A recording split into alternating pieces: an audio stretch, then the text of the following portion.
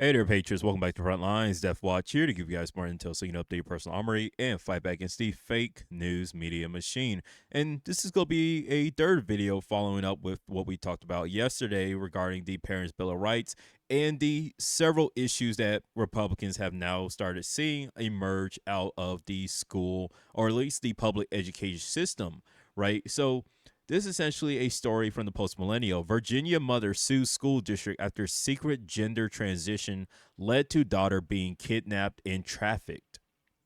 Okay, a mother in Virginia is taking her local school district to federal court after staff from the school secretly enabled a so-called gender transition. Right, which hey, we talked about before. Midwest teachers trade tips on subversively and quietly transitioning kids without telling their parents and skirting Republican gender laws. So surprise, surprise here, right?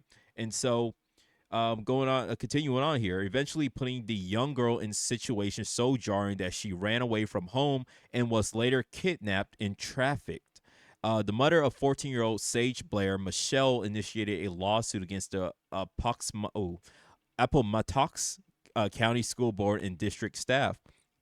Quote, they stole my right to protect my daughter, Michelle Blair said upon speaking with the Washington Examiner. Quote, I'm the parent. I am an expert on my child. There is nobody in the school or court system that knows my daughter better than me.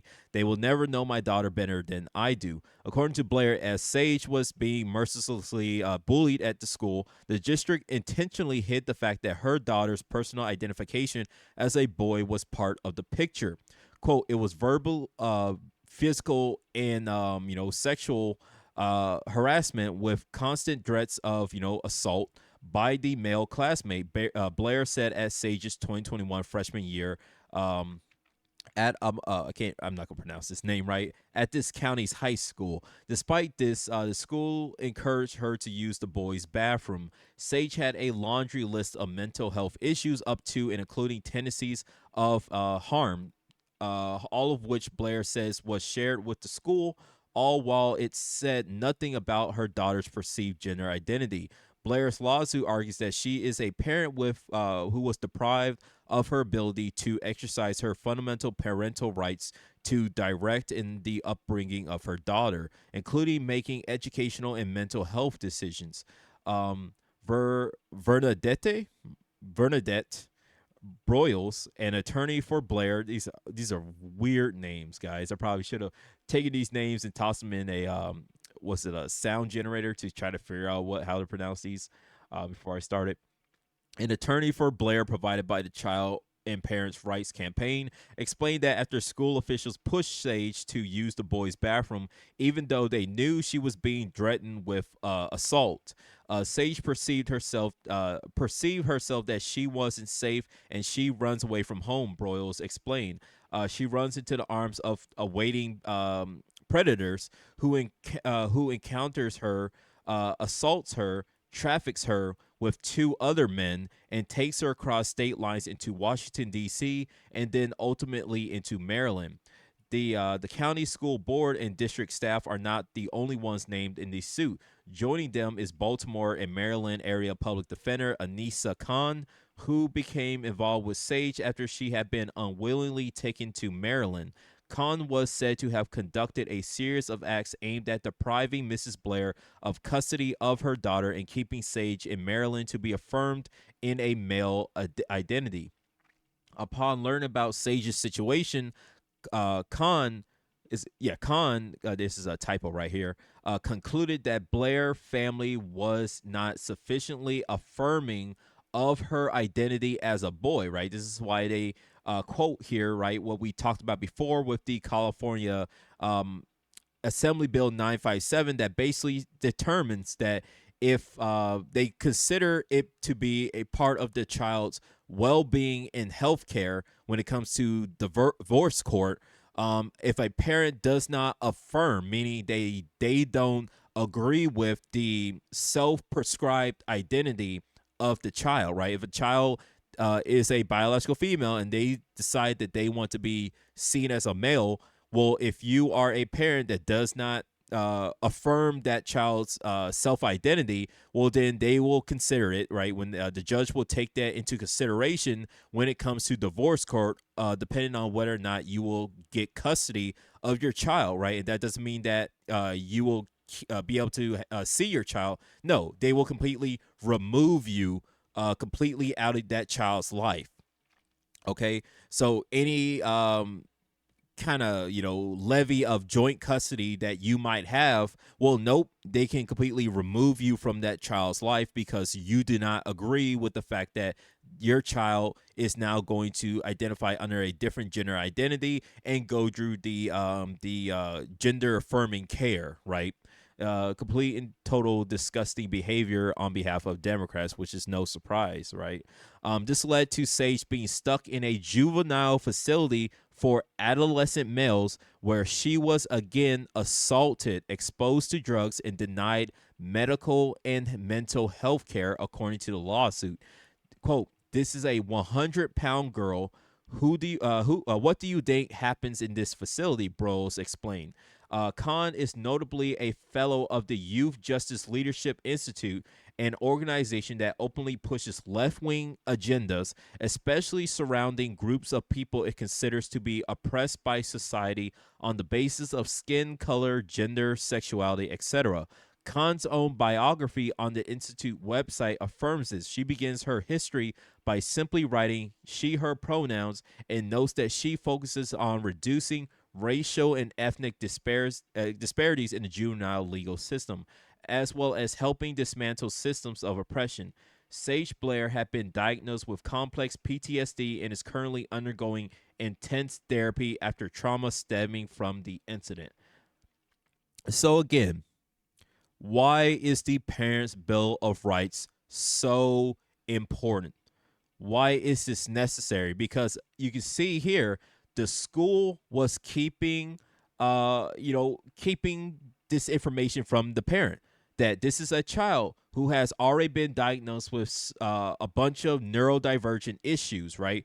Somebody at the school encouraged this child to then start identifying as a boy and using the boy restrooms, despite the fact that male students in that school was threatening violence against this individual because of it, right? They kept all that information from their parents, right? Going back to this article that we talked to before, right? The bill introduced by Louisiana Rep. Julia Letlow requires schools to notify parents that they have the right to review the curriculum and school budget, inspect books and other library materials, and receive information about any violent activity that takes place in that school towards their children, or just any type of children, any type of violent activity that takes place in the school in general, right? The bill will also prohibit schools from selling student information. Elementary schools or schools housing grades 5 through 8 will be required to obtain parental consent before changing a student's pronouns or preferred name, or allowing a student to change their sex-based accommodations like locker rooms or bathrooms, right? This should just be all the way up to grade 12 here, right? Because this is a high school situation here, okay? So they should just make it, 14 years old. That person is most likely in what? I think when I was 14, I was sophomore. Sophomores. I just turned 14, probably. Yeah. So it should be extended all the way to high school, right? That bill should be. But because they were overtly hiding this information from their parent, the child then eventually ran away to a bunch of left wing activists, and then was tossed in a juvenile facility as a male, right? And being with a bunch of other young men who they then proceeded to assault this girl, right? They ended up assaulting Sage again and again under the watch of this so-called left-wing activist group. So this is just pure insanity. This is disgusting behavior, and these organizations, these people, should be thrown in jail, right? I hope this lawsuit goes through, right? This was reported. What was this article reported? September 10th. right? So this is September 10th. So it might be, a couple of months until we get an update, but I'll definitely be checking out. I'll probably um bookmark this story and definitely check out this situation, right? Because we covered the father, the Virginia father, whose daughter was assaulted in a school bathroom, right? And he was arrested for standing up for his daughter, trying to demand answers because the school board was hiding the fact that his daughter had been sexually assaulted by a student, right? A biological male student who went by non-binary, right? Different pronouns. They were identifying as non-binary. And it turned out that this same student had already been expelled from a different school for doing the exact same thing to a different female student. The superintendent, after a court case, right? That incident was taken to the federal court. The federal court found the superintendent who was hiding the information, hiding this information, right, covering it all up. They found this person to be in violation and fired them, right? Removed them from their office, right? They should have been arrested. First of all, hiding the fact that somebody had been sexually assaulted in a school bathroom, especially if they are a minor. This is a situation between minors. This person should have been arrested for covering all this up, right? But they were fired. The court found that this person was liable, for doing this, and they fired them. Okay, and we only got that information in what, like 2022, 2023 now, when this whole situation finally went through court, and eventually Glenn Youngkin was able to pardon the parent. Okay, so it's going to probably take a year or two before we see any resolve with this situation, but it's clear enough that yes, the parent bill of rights needs to be pushed because these are evil individuals who are deciding to go into into the public education system in engaging in heinous acts towards children. There's no reason why this child should have been in the situation that they are, that this information was being held from the parent, and it pushed this child to then running away from the entire situation, being under the definitely being groomed, right? This is clear cut grooming by predators, right? This left wing organization decided to was most likely in touch with this young girl, grooming this young girl into believing that she was something else. And when they decided to eventually coach this person to run away from their home, run away from this situation, and where they then immediately put that person into another situation where the exact same, more heinous treatment was happening to them. This is disgusting. And again, left-wing news outlets will refuse to cover these type of stories, but if you brought this information, you brought these stories to left-wing Democrats who have children, they would be disgusted by this. They will be demanding answers. They will be demanding some type of accountability if it were their children. If it was their children in these type of situations, they will have a different tone. But because left-wing activists, left-wing news outlets despise Republicans, despise conservatives, right? They will simply destroy the truth. They will hide the truth, bury the truth, and or just straight up just not cover these stories, ignore these stories. And if this happens to be talked about heavily in right-wing spaces and right-wing news spaces, right, they will then simply rewrite the history and just claim that Republicans are just attacking somebody, or attacking some type of institution because they don't like the fact that this institution is pro LGBTQ or it's a Democrat run institution. Disgusting behavior, evil behavior, totally malicious. It's just straight up malicious, right? And so this organization should be held accountable for this disgusting behavior, and I hope this lady the best of luck in this lawsuit against the school board members, the faculty and the staff of that school, and this left-wing news out, the Youth Justice Leadership Institute that most likely was grooming and coaching this young girl into getting her to getting her in this situation, right? It's just insanity. But again and again, we are seeing how people who are predators, people who are engaging in this type of activities, are openly trying to get into public education system because hey, there's a bunch of young impressionable minors, right? This is a good breeding ground for these types of individuals, or hunting ground for these type of predators to toss themselves into.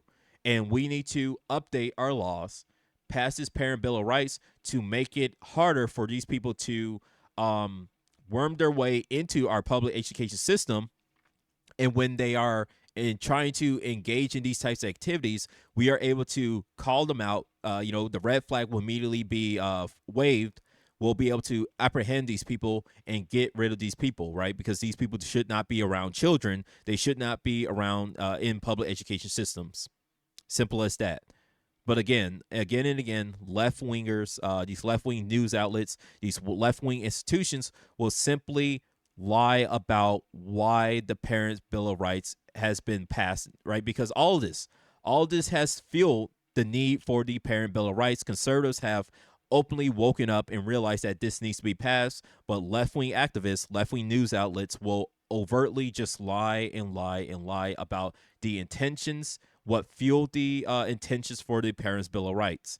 And when situations like this story here continue to arise, continue to come to the light, left wing news outlets will not cover it, because if they do cover it, well, then guess what? They are essentially they have to agree. They have to agree with the Parents' Bill of Rights because they're left wing readers, they're left wing parents who read their content will immediately say, hey, I'm on board with this Parent Bill of Rights. Why aren't Democrats on board? Why aren't Democrat congressmen, senators, lawmakers not passing the exact same bill for us? And then they'll realize that, hey, conservatives aren't the crazy right wing extremists that the left wing news outlets have been painting them. They'll realize real quick that the left wing news outlets that they consume, the left wing media that they consume, is lying to them with malicious intent, and that is on purpose. They are evil. And that they'll figure out real quick that the Parent Bill of Rights is mainstream, straight down the middle libertarianism. It is necessary. It is the most moderate thing that could ever be brought today in modern politics. And for left wingers, right? For Democrats, for of course progressives. I'm not including progressives because they overtly, right? The progressives engage in this type of grooming, indoctrination. They are predators, right? But for your so-called moderate Democrats, right? They are being lied to by these progressives as to what is actually going on, because you will definitely see Democrats, if you brought them these stories, you brought them these types of incidents, they will 100% be on board with the Parent Bill of Rights. They'll say, yes, Democrat lawmakers need to be on board with this type of law, and they need to pass it now. Okay, so like always, stay safe, stay sane, be vigilant, like, share, subscribe, and I'll see you patriots on the battlefield.